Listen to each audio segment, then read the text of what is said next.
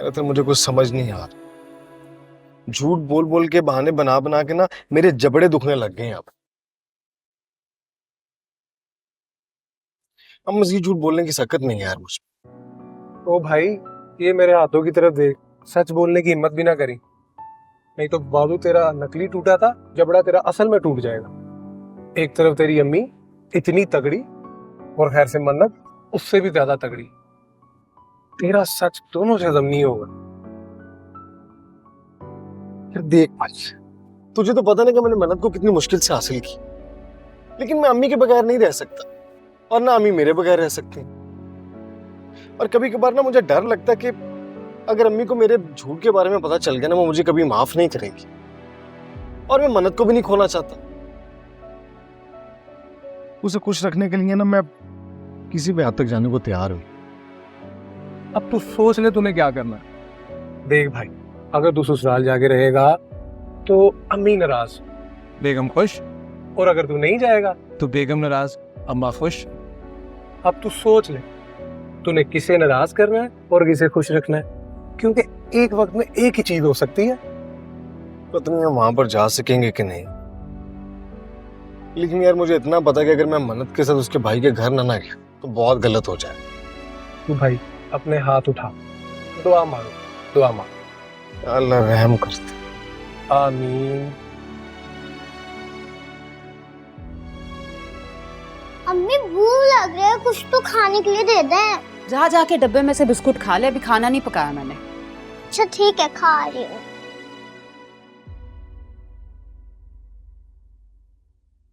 तेरी माँ के घर में तो लगता है मेरी बेटी ने फाके ही काटे।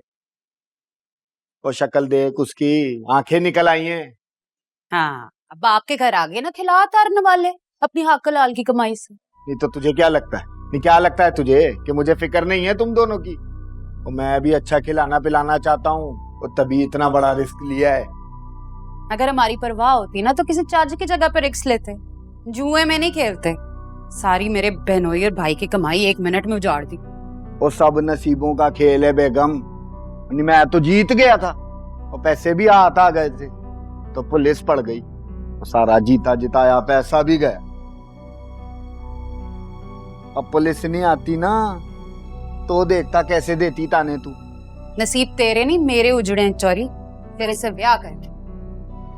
अब तो नसीबों की देवी तुम्हारे घर आ गई है, मुराद की बीवी बनके। अब तो मुराद के हालात और अच्छे हो जाएंगे। नसीब की देवी कमरे से निकलेगी तो नसीब अच्छे होंगे ना। मुंह नहीं लगाती किसी को, वो तो अम्मी ने ढील दी हुई है। जिस दिन अम्मी अपनी आई पे आ गई ना, देखना वो हशर करेंगी कि देखते रहना। और तुम लोग शुक्र अदा करो कि वो अजरा नहीं आई तुम्हारे घर बहू बनके। ओ खा जाती तुम लोगों को, डकार भी ना लेती। हैं? इतनी खतरनाक है वो? शक्ल से तो नहीं लगती। वो तौबा तौबा तौबा बेगम, शेरनी थी शेरनी, वो फुप्पो से भी खतरनाक। तुम बताओ, एक पिंजरे में 2 शेर भला रह सकते हैं? हाँ।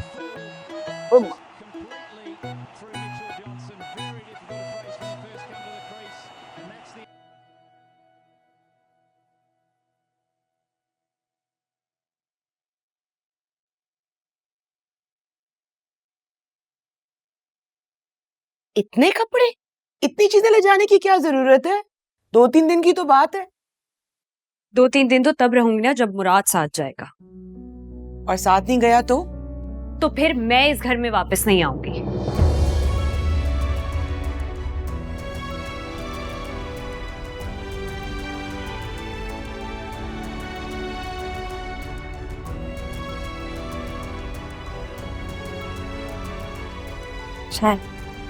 Thank you. इस तकल्लुफ की जरूरत नहीं थी वैसे। नहीं नहीं, इसमें भला तकल्लुफ की क्या बात है बेटे। वैसे बड़े बूढ़े कहा करते थे कि बहन और बेटी के घर के पानी का घूंट भी हराम होता है।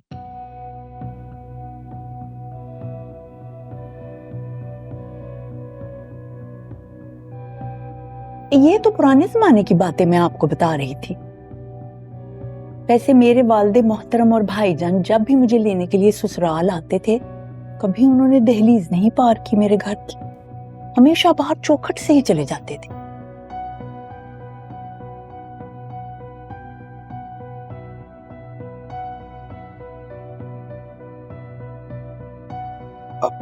अम्मी, आपको पता है साद बड़ा मशहूर क्रिकेटर है।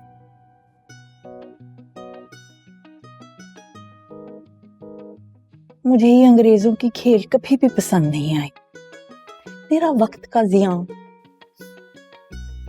वैसे बेटे आपने पढ़ा लिखा नहीं जो ये गेमे शेमे खेलते रहे हैं। वो कहते हैं ना कि पढ़ोगे लिखोगे बनोगे नवाब, जो खेलोगे कूदोगे होगे खराब। मुराद, तुम साथ आ रहे हो ना? घर पे सब तुम्हारा इंतजार कर रहे हैं। मैं अम्मी पानी ला।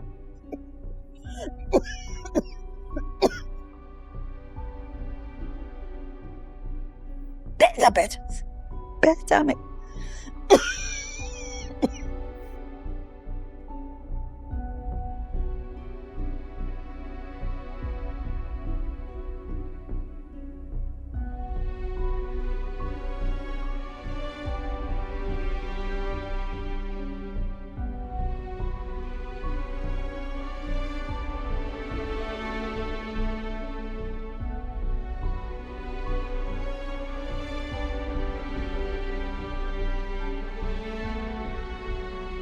मन्नत, मन्नत ये क्या बचपना है? मेरी बात सुनो, ये तुम्हारा ससुराल है, बड़े भैया का घर नहीं है कि जो तुम्हारा दिल में आए तुम बोल दो। भाभी, सभी तो कहते हैं कि औरत का अपना घर उसका ससुराल होता है, तो फिर अपने घर में दिल की बात करने से पहले सोचने की क्या जरूरत है? मेरी बात को समझने की कोशिश करो। शौहर के घर को अपना घर बनाने के लिए कुछ ना कुछ कॉम्प्रोमाइज तो करना पड़ेगा ना? मुझसे नहीं होते इतने कॉम्प्रोमाइजेस भाभी। आपको पता है शादी के बाद से मैंने और मुराद ने साथ में ढंग से वक्त नहीं गुजारा है। We've never been out on a dinner, we've never spent time together. हमने साथ में बैठकर बात तक नहीं की है। शादी के बाद से वो अपनी अम्मी और अपनी बहनों के मसलों में फंसा हुआ है। मैंने उससे शादी इसलिए नहीं की थी कि मैं इस कमरे में बैठकर उसका इंतजार करती रहूं और सोचती रहूं कि मुराद आएगा भी कि नहीं आएगा, कब आएगा, क्या होगा, और वो नीचे बैठकर अपनी अम्मी की टांगे दबाता रहे, उनके घुटने में बैठा रहे।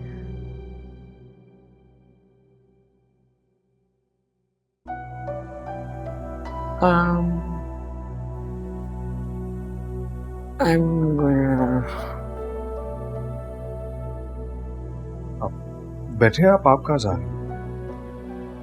I don't think so. देखो मुराद, ऐसी सिचुएशन ना मर्द को खुद ही हैंडल करनी चाहिए।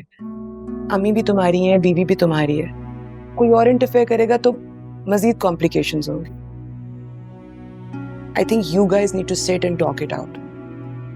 तुम लोग आपस में बात करो, मैं नीचे वेट करती हूँ। ओके?